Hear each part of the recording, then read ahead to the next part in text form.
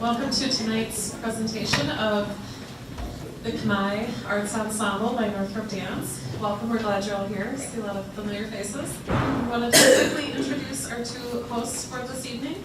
Carl Flink and Emilie Plauché Flink will again be hosting our final downtown dance presentation tonight. And as you've heard of other presentations, the Flinks have danced with Lamont Dance Company for many years, and Carl is currently the chair of the Theater Arts and Dance Department at the University of Minnesota, and Emilie and Carl are both co-artistic directors of Black Label Movement, their own company, which will have its season at the Cole Center in June 28th through the 30th, so hopefully you can check them out. Also in your program tonight, I just want to point out there's an insert in there about the 2013-14 Northrop Dance season. We will be announcing that the evening of April 24th. And we're excited to say that we are 364 days away from the grand opening of Northrop, so we're under a year. Very exciting. Mark your calendars for April 4th, 2014 will be the grand opening gala. And then we've given you the dates so you can plan your calendar, but we'll give you the companies on April 24th. So looking forward to sharing that with all of you. And then also just a reminder that we're at the State Theater tonight, so make sure you walk there and don't go into flash dance instead. You'll be in for a surprise. Very different kind of dance. So it's our great pleasure to introduce tonight Sophiline Cheam Shapiro, the Artistic Director for my Arts Ensemble. Let's welcome her.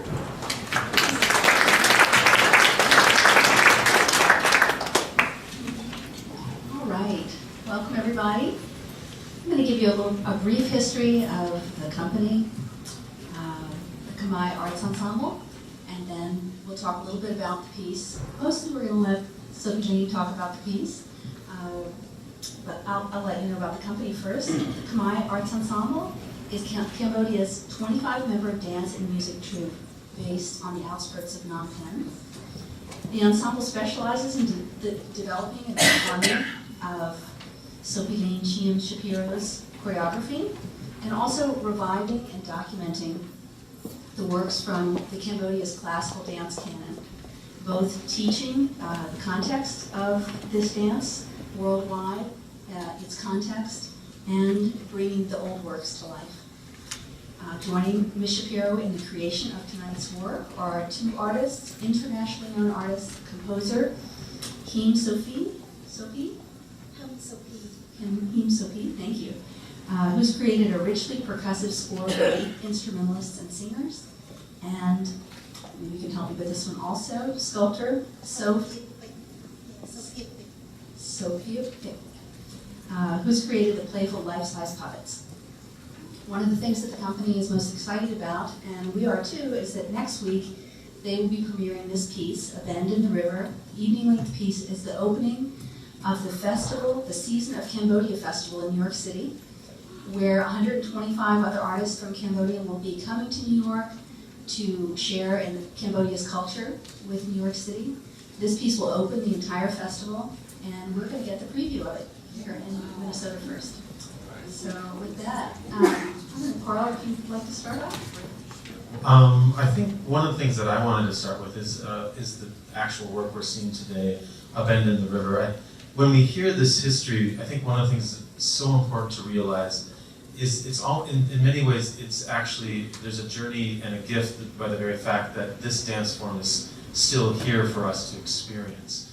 Because of the Khmer Rouge overthrow of the government in the 1970s, that was not only a violent overthrow of the government at that time in Cambodia, but also an overthrow that brought with it a similar situation as happened in China with the Cultural Revolution, where you had an attempt by a political party to basically erase the history of a country, and also with it an extreme level of violence that we've seen in films such as The Killing Fields. And so the fact, and that violence was in many ways very focused on the classical dance form that we're talking about today, and that the practitioners of that form were very vulnerable targets, and as the New York Times article says, today, after the Khmer Rouge had been in power for 4 years, there was only about 10 to 20% of the practitioners left in the whole country. And so, A Bend in the River is in some ways a story of revenge. And I think I'd love to hear you talk about why is it a story of revenge? Why have you kind of situated that story in a fable about a crocodile? Okay, so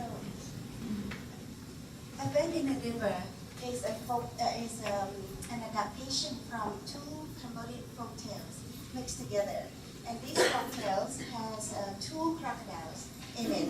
One is a male crocodile and the other one is a female crocodile. The story in this folk tale, I had read it when I was very young, maybe in 1984, and I think maybe I was 14 years old. This is after the Khmer Rouge was over. And I read it, and it captivated me right away. I didn't know what to do with it, but it stayed in my mind. And so I put it on my creative list. So this year, 2012, 2013, give me an opportunity to examine this story. And so the stories go like this. The original stories go like this. That a woman named Kalei, who is about to get married to a nobleman. Her and her family rode a boat to the wedding place. On the way, they encountered a male crocodiles, and that male crocodiles attacked them and ate everyone. But before Kalei died, Kalei had raised her hand in praying and says that I wish that the next life I will be born as a crocodile and I will seek revenge. I will seek revenge. So this concept of revenge captivated me because it is related to my own experience. So in 1975, I was 8 years old, and when the Khmer Rouge took over, I, my family, and millions of other people from the city of Cambodia is Phnom Penh. From Phnom Penh was forced to leave our home, and they told us to leave our home for 3 days. But in fact, it turned out to be almost 4 years.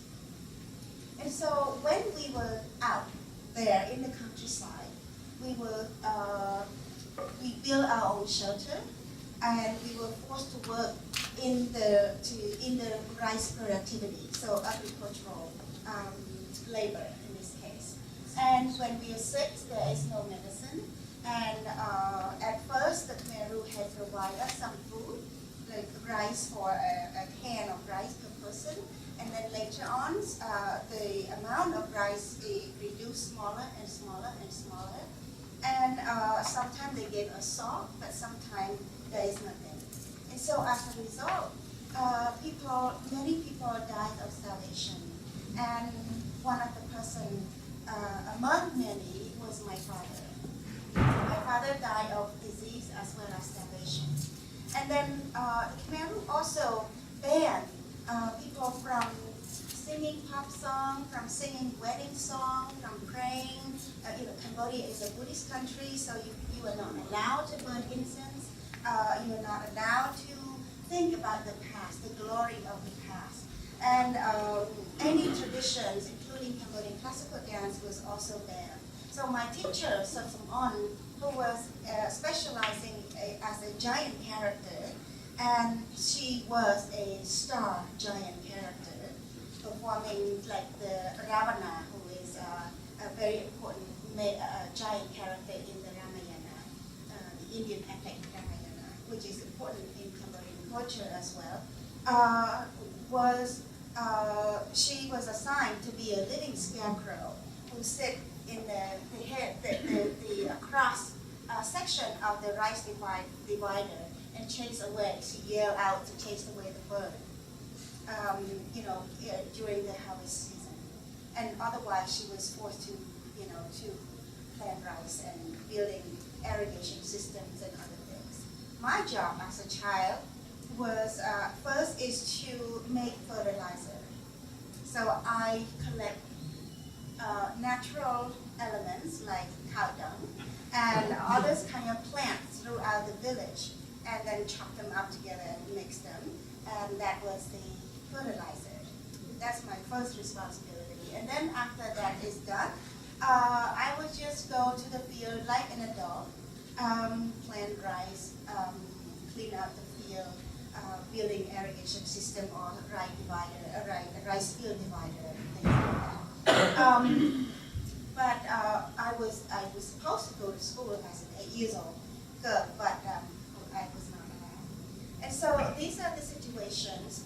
One more terrifying things happening is that some artists was also being accused or being threatened or being executed.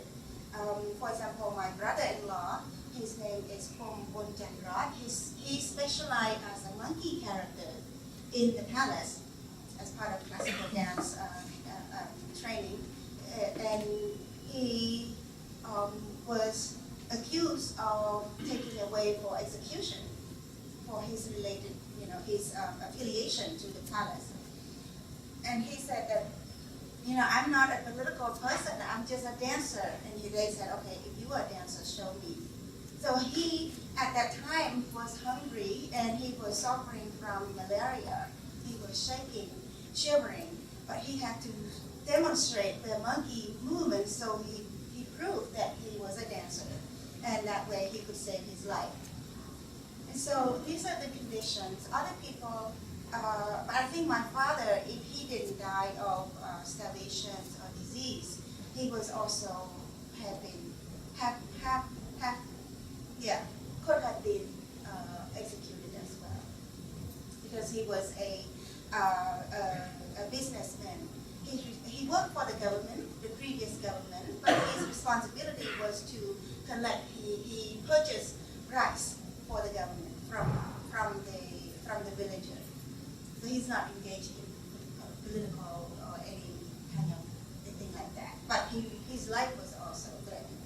So as a result, my family left Phnom Penh with 11 people and with 3 men in our family, and we came back only women.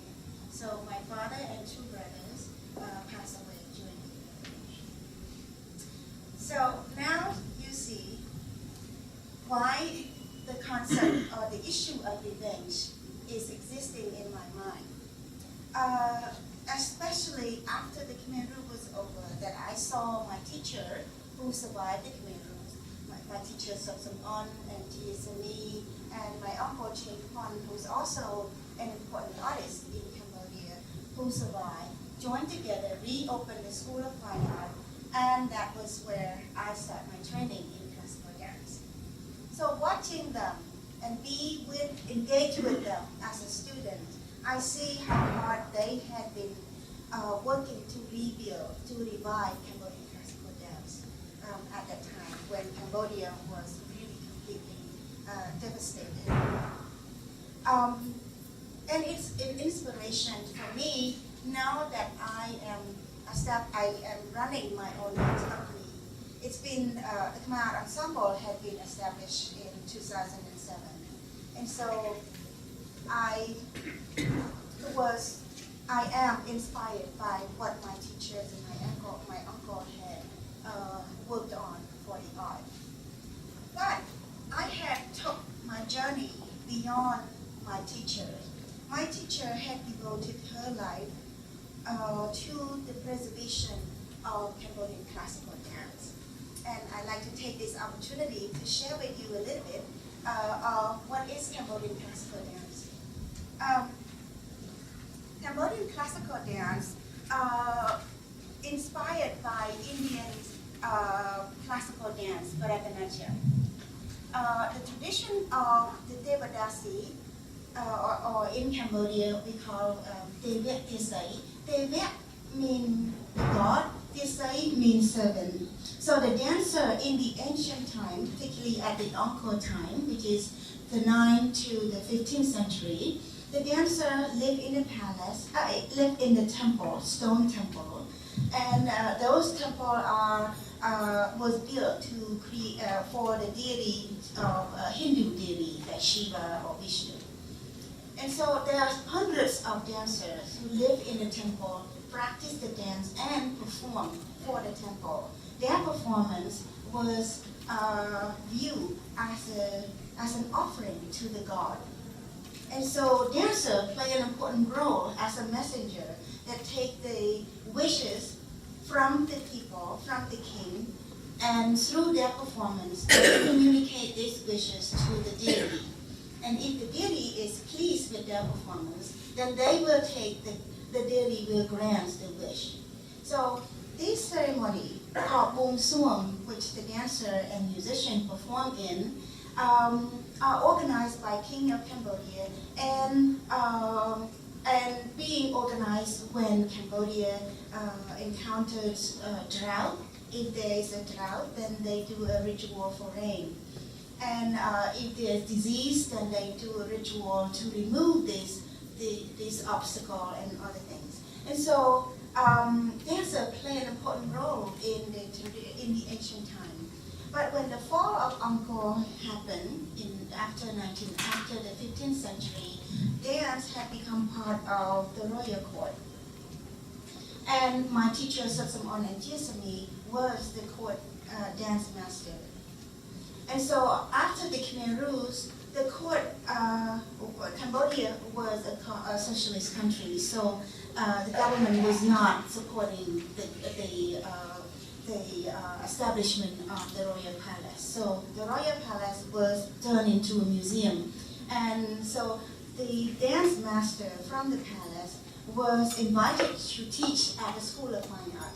And that is when I enrolled, and that is when I had opportunity to study with the royal ballet or the palace teacher. And the technique of classical dance, of course, incorporate the whole body, but especially is with the hand. The dancer communicate with each other or translate the text from the singer and tells the audience, communicate with the audience through hand gesture, mostly. So most hand gestures derive from 4 basic hand gestures. One is the tree, the pointing gesture, and then the leaf, and flower, and then the fruit. And when the fruit gets ripe, it drops. This separation, the click of the hand, symbolize the separation of the fruit from the stem. Seeds that fall to the ground grow more tree. So you see that the combination of these 4 hand gestures tell us about the cycle of nature, the cycle of life, which is also tell us the essence of Cambodian classical dance, that it is related to the cosmic belief, the connection between earth and heaven, the harmony between the people and their deity. And so these are the essence of Cambodian dance. The dance itself. Can you do them once again? Okay. So the pointing gesture is the tree, leaf, and then flower and fruit. And are these gestures we're going to see a lot of tonight? Yes. So you will see the pointing gesture and the leaf gesture as well. So this combination, the dancer uses as a way to communicate. And it's divided into many types, but I will demonstrate to you 2 types of movement. So one type of movement derived from body language. For example, like come here, or sit with me, near me. In the dance, you will see the leaf, flower, and back to leaf. So that is come here. Or to go. In the dance, you do flower and leaf. Go. And then some gestures are more easy to understand. For example,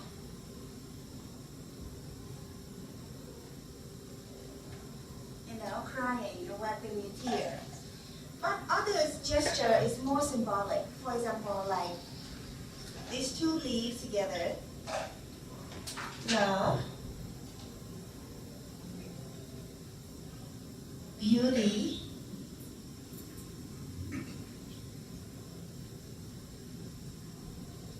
happiness. So things like that. And these gestures you will see in our piece. However, I take, for a bend in the river, I would call it a Robang Boran is a Cambodian classical dance, ancient dance. Robang means dance, Boran means ancient. But a bend in the river, I had developed a new form, which is called Robang Boran Chnai. Chnai means modified. So in this case, it is a contemporary or modern Cambodian classical ballet. This way,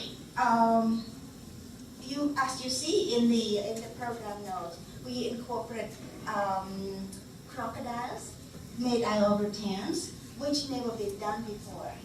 And the music also is a new composition by P. That's never been done before as well.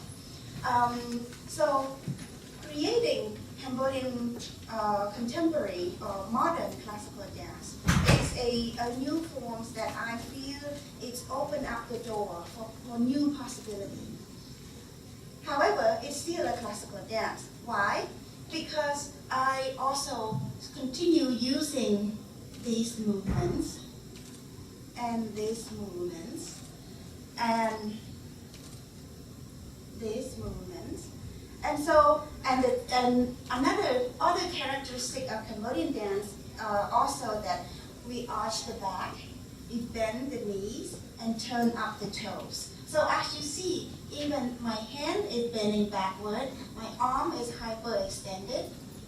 So this is the curved characteristic of Cambodian classical dance, and I intend to keep it and push it for even better, more flexibility, more energy, more dynamic expression. So a bend in the river this project allowed me to discover and incorporate new element into it as well. For example,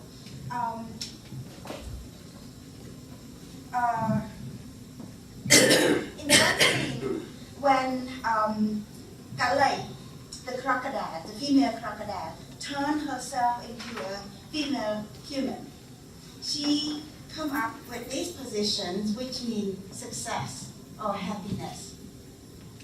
And Cambodian classical dance use a very straight and centered body. So she, traditionally, if she walked like this, that would be traditional way of walking. A bend in the river will maintain this way of moving, but in certain elements, I incorporate new thing into it as well to create to give the character or to give the crocodiles more personality. So in this case, Kalai is transformed into a woman, and then instead of walking straight, she would push her hip to the side and then sway a little bit, keeping the arm still in the authentic classical dance movement, but twist her body a little bit. This way, I know that a crocodile doesn't move straight like a person. A crocodile wiggle a little bit, right? And so if she is a character, a woman who just being transformed from a crocodile, she reflects some of the movement of the crocodile with her. But then later on, she walks straight as a person. Anyway, so these are the elements that I use for Cambodian classical dance. I think one of the exciting things that just happened is we just did a classical Cambodian dance with a postmodern American style. following up. So it was very deconstructed, I think. So, but Emily, I think you had a question. Yes, I would like to add one more example. In another scene, when in this story there is an old, like a hermit, a character who raised crocodile when raised Malay since she was in the age. And so when he was sick and weak, he does this movement, but he tilted down because he is not stable, he's weak. And so even though the movement stay Cambodian, but the feelings, the tilted, the off balance, reflects the condition of the character. And so these are things that I try to explore and share with you with the piece tonight. Terrific.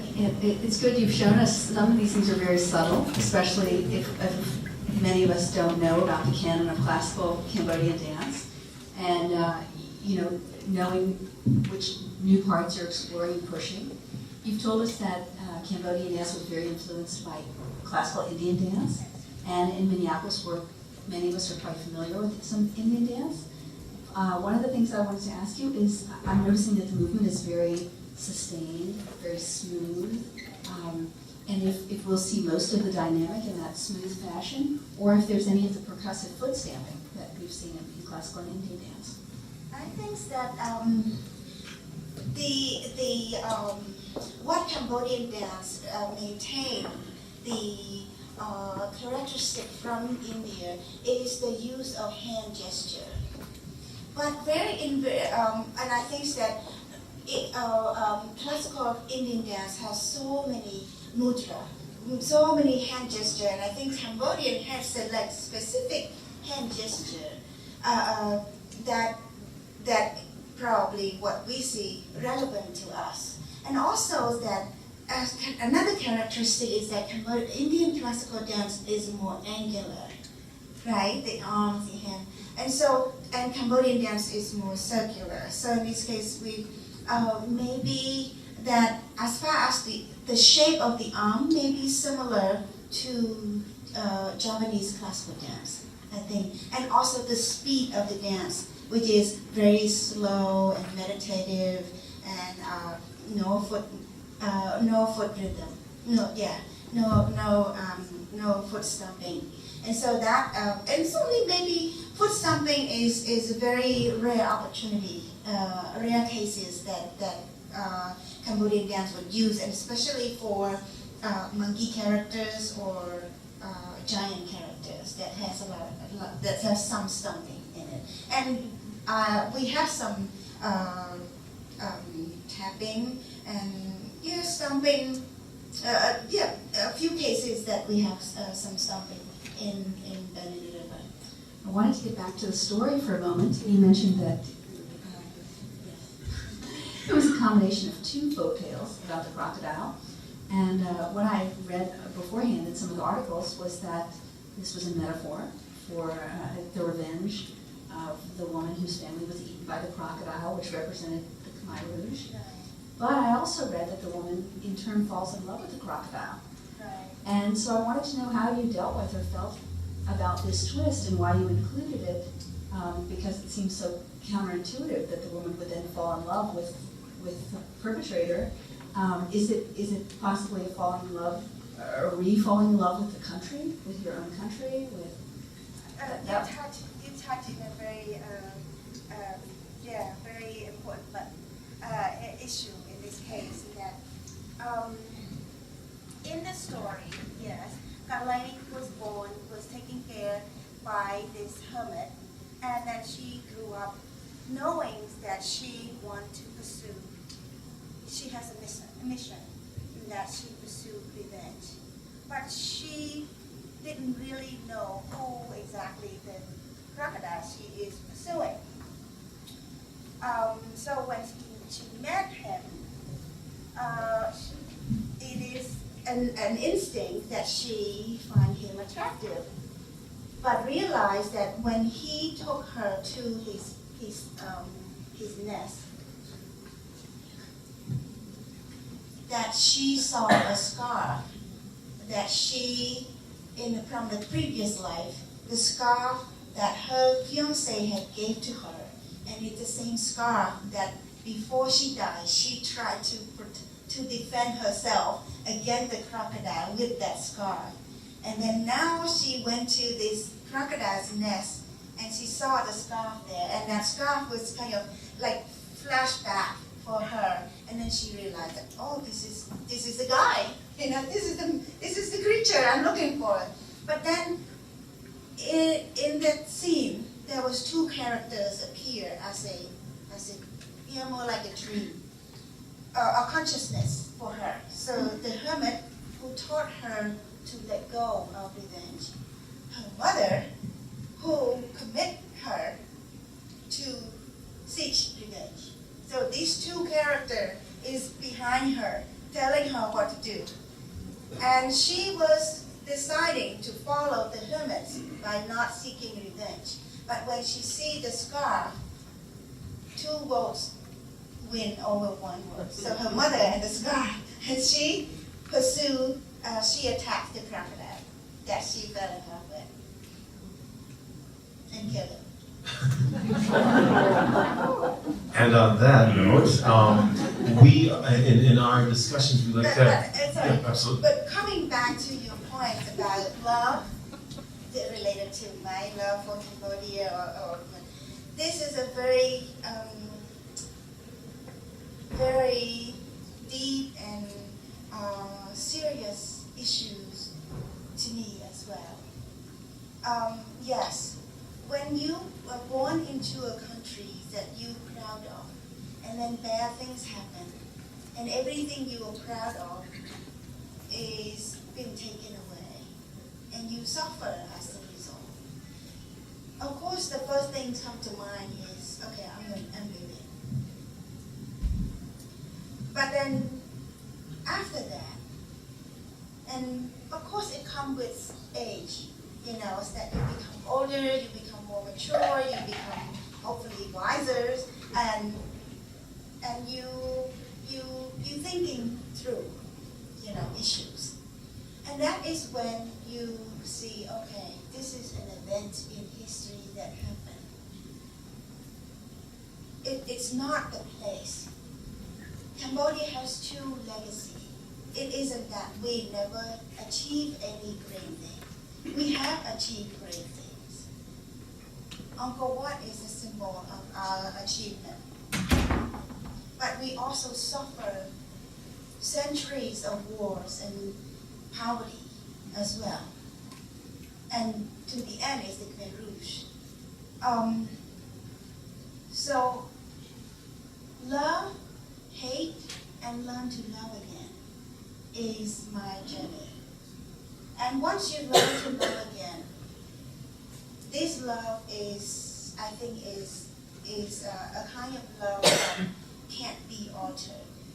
Once you learn to re-love, there's a very steady, a very true love, because you see things clearly after the water being stirred, and then it settled down, and then you see things differently.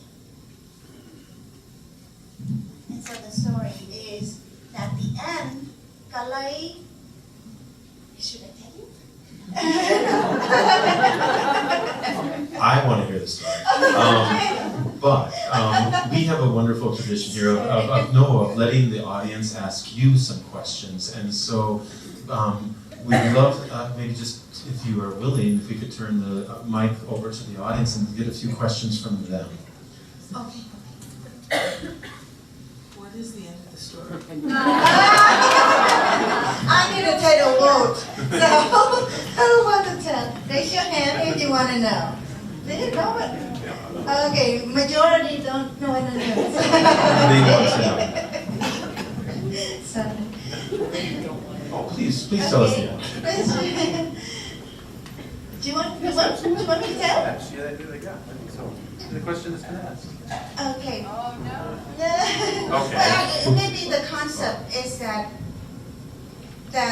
the mother, the conscious of the mother and the hermit, there is a battle in her, and eventually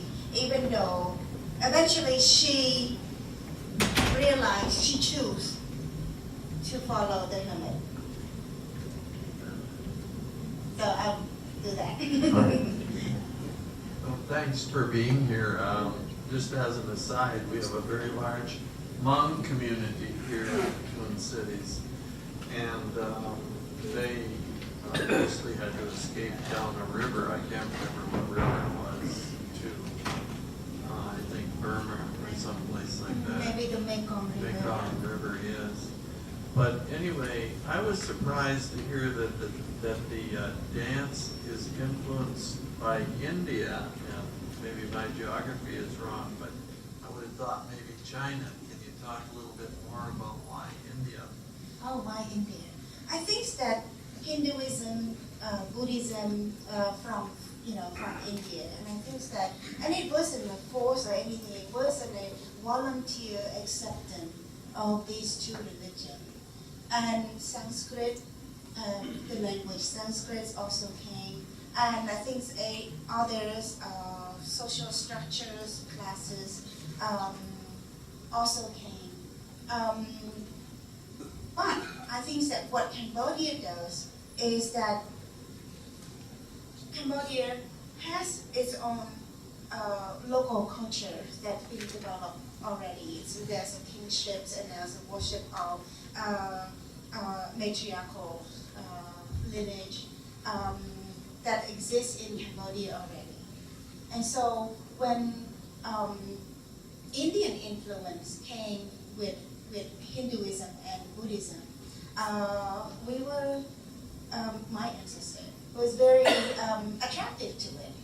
And I think I think where Cambodia is, we call it Indo-China. So Indo is India, and China is China. So there's a place where and this connection is done through a maritime trade, from China to India, that area. But I think that culturally, artistically, and religions and officials' way of constructing a society is that Cambodia was following India. But I think the way we do business, ancestor worship, these kind of things we also accepted from China. And right now, I think Chinese cultural influence is very appealing or visible in Cambodia as well. Another question. Mary Ellen over here. Should I wait for the microphone?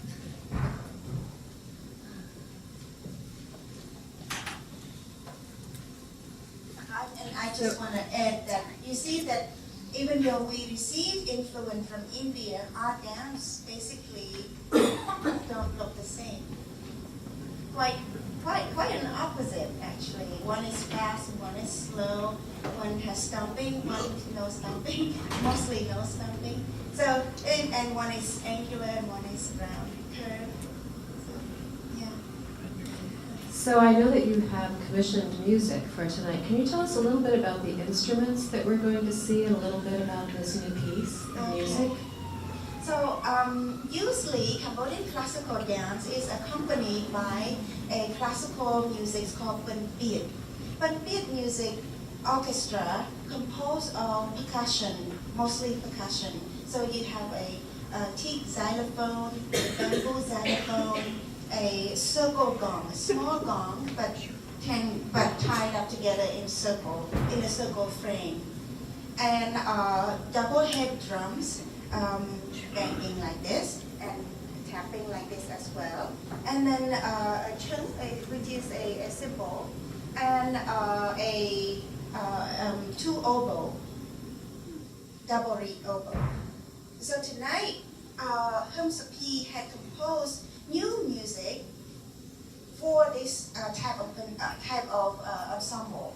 However, he take it to the next step because he is Hum Sapir was a survivor of the Khmer Rouge as well. He was older than I was. I was a kid and he was a teenager going through the Khmer Rouge. And after the Khmer Rouge, he got a scholarship to study in Moscow, the Tchaikovsky's conservatory. So he studied composition. He got PhD from there. Came to Cambodia, and so when I was looking for an opportunity to commission a new piece, I asked him to do. So he had a background of Western symphony musician. So in this case, tonight you will hear his music composed from the foundations of Western style composition. So he developed a new instrument from the circle gong. So he created a double level of xylophone. Traditionally, it's only one level, and then he created another level, which he toned it to Western key. And then the circle gong as well, one of the large circle gong, the bass circle gong, he created a double one. So we call twin circle gong and twin xylophone. So this case that, yes, we could play any music with this instrument. And also he used polyphony in his style, in his composition as well. And many other elements in it. Great, thank you. And I did a lot. I think what we all discover when we have these 45-minute discussions is that we're just scratching the surface. And I think sometimes I wish we could have an hour and a half together. I'd like to introduce Christine Cheetah, who is the director of the Northrop, and she is going to say a few words and also thank our lovely guests. Thank you, Christine. I wanted to be sure to get here before we finish because this is the last of our pre-show, pre-performance talks this season. And it's a very appropriate time for us to thank Flink and Emilie, Plauché, who have been such great and been with us to guide us through. I also want to thank Solera Restaurant, who's been a wonderful host for us for these events. And we're really glad to have this before the show. I want to send a special acknowledgement and thank you to the McKnight Foundation because you see before you 3 recipients of McKnight Foundation Awards. Flink is one of our current McKnight Fellows in choreography. Emilie Plauché is one of our McKnight Dancer Fellows from last year. And Sophiline Cheam Shapiro, who is a McKnight International Fellow. So we're very grateful that Northrop has that partnership. And a very special thank you to you, Sophiline, and to the Cambodian community who has been so excited about having you and the company here. We're all looking forward to the Khmer Arts Ensemble performance just down the street at the State Theater tonight. And don't forget, not the Orpheum. And thank you again for coming. I hope you will join us next year. For those of you that are night owls, on April 24th, late in the evening, you should see posted our next season announcement. Or wake up on April 25th and you can find it on the Northrop website. We have a great season coming up for you next year. Thank you for being with us this year.